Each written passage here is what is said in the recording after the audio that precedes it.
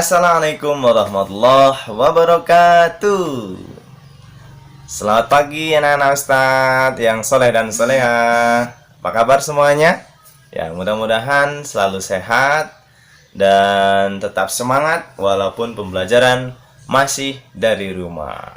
Oke ya. Baik, anak-anak Ustadz yang soleh dan soleha, hari ini insya Allah kita akan melakukan lanjutan materi dari pelajaran pertama di Pendidikan Agama Islam dan Budi Pekerti kelas 3. Baik, sebelum memulai pembelajaran, marilah kita semuanya berdoa kepada Allah agar materi kita hari ini Allah berikan kemudahan, Allah berikan kepada kita semuanya ilmu yang bermanfaat. Oke? Mari kita duduk rapi, angkat tangan kanan kita dan tangan kiri, lalu menengadahkan. Berdoa mulai. A'udzu billahi minasyaitonir rajim.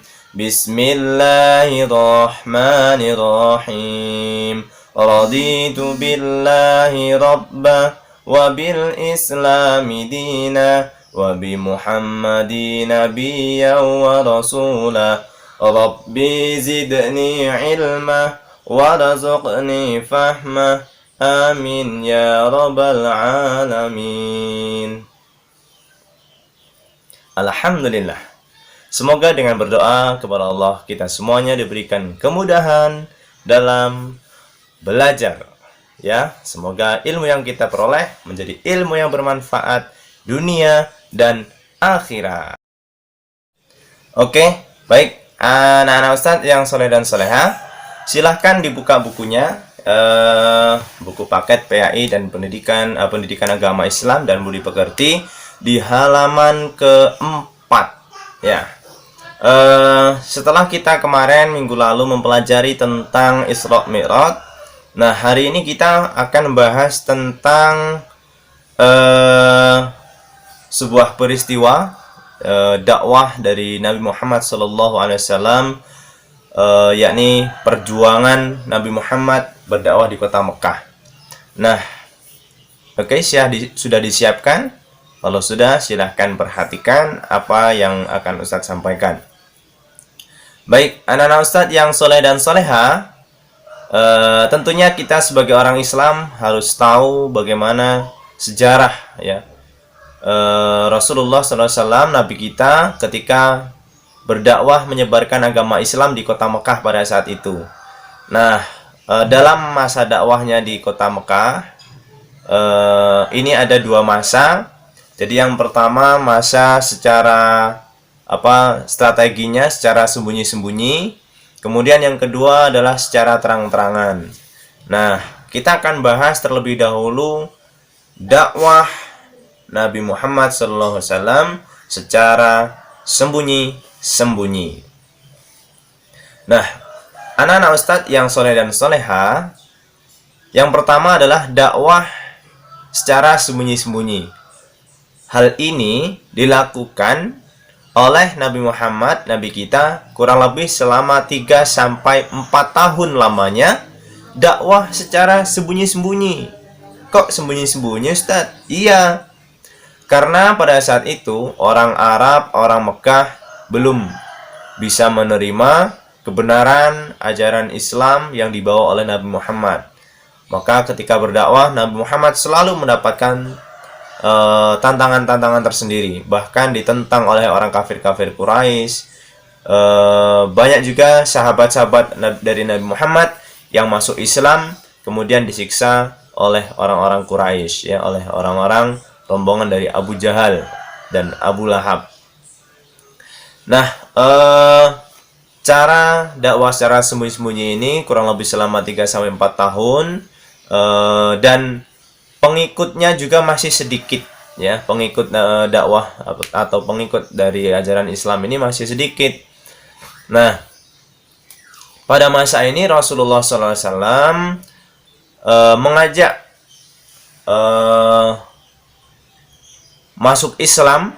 Ini adalah terutama keluarga beliau, ya, keluarga dan kerabat dari Nabi Muhammad SAW. Siapa saja di antaranya? 1. Nih, sahabat-sahabat Rasulullah atau keluarga yang terlebih dahulu masuk Islam. Yang pertama, Khadijah. Yang kedua, Ali bin Abi Thalib.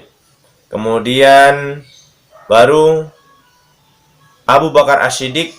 Kemudian ada Ummu Aiman, ya, pengasuh Rasulullah ketika kecil.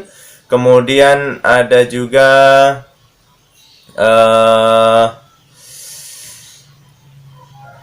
Abdul Ammar, ya, Abdul Ammar dan Bani Zuhrah.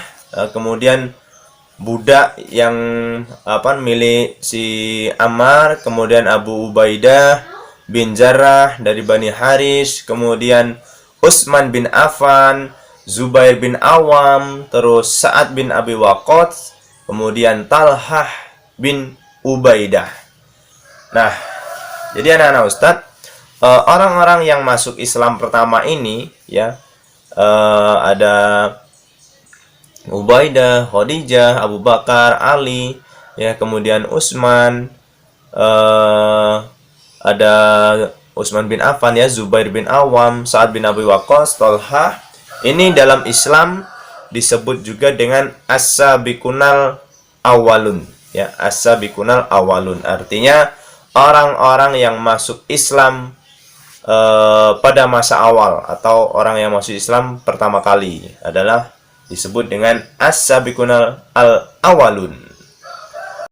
Nah, baik anak-anak Ustadz, itu tadi cara atau strategi dakwah Nabi Muhammad yang pertama, yaitu tentang bagaimana Rasulullah berdakwah secara sembunyi-sembunyi di kota Mekah pada saat itu, dan pengikutnya hanya sedikit. Itu dilakukan oleh Rasulullah kurang lebih selama 3-4 tahun. Nah, yang kedua adalah dakwah Nabi Muhammad di kota Mekah secara terang-terangan. Ini dimulai dari tahun keempat setelah Nabi Muhammad SAW mendapatkan perintah dari Allah Subhanahu wa Ta'ala dalam Al-Quran surat Al-Hijr, ya, di ayat 94. Ya, maka sampaikanlah Muhammad, ya, secara terang-terangan segala apa yang diperintahkan kepadamu, dan berpalinglah dari orang-orang yang musyrik. Nah, adapun yang dilakukan Nabi Muhammad SAW dakwah secara terang-terangan ini, yang pertama adalah mengundang kaum kerabat, ya, keturunan dari Bani Hashim untuk menghadiri jamuan makan malam, ya, makan-makan, mengajak mereka untuk masuk Islam. Hal ini dilakukan oleh Rasulullah, strategi yang digunakan untuk mengajak umat kaum-kaum kafir, terutama dari Bani Hashim, untuk masuk Islam. Kemudian yang kedua, mengumpulkan para penduduk kota Mekah, terutama yang berada dan bertempat tinggal di sekitar Ka'bah, ya, berkumpul di Bukit Sofa yang diletakkan tidak jauh dari Ka'bah. Lalu Rasulullah SAW memberikan peringatan kepada semuanya untuk hadir, ya, agar meninggalkan sesembahan-sesembahan yang mereka sembah, yaitu berhala-berhala. Bahkan dengan seperti ini, apakah dakwahnya berjalan lancar? Tidak. Maka setelah Rasulullah menyampaikan dakwahnya di kota Mekah, Abu Lahab, maka beliau mengatakan, maka celakalah engkau Muhammad, hanya untuk inikah kami dikumpulkan. Jadi secara ininya menolak dakwah dari Nabi Muhammad, ya, jelas. Maka sebagai balasan bagi Abu Lahab, Allah abadikan dalam Quran surat Al-Lahab ayat 1-5. Nah, terus periode dakwah secara terang-terangan ini masuk Islam, ya, ada 2 orang yang begitu kuat dari kaum Quraisy, yaitu Hamzah bin Abdul Muthalib, ya, paman dari Nabi Muhammad SAW. Hamzah, ya. Kemudian ada Umar bin Khattab. Nah, kemudian yang selanjutnya adalah Rasulullah menyampaikan dakwah ini kepada penduduk di luar kota Mekah, ya. Sejarah mencatat bahwa penduduk di luar kota Mekah masuk Islam, di antaranya ada Abu Dzar Al-Ghifari, kemudian ada Taufal bin Amr, ya, kemudian Ad-Dausi, kemudian ada Yathrib dari penduduk Madinah pada saat itu. Kemudian Mekah juga pada saat itu masih banyak sekali penduduk-penduduk yang kafir, menyembah berhala dan menyekutukan Allah tentunya.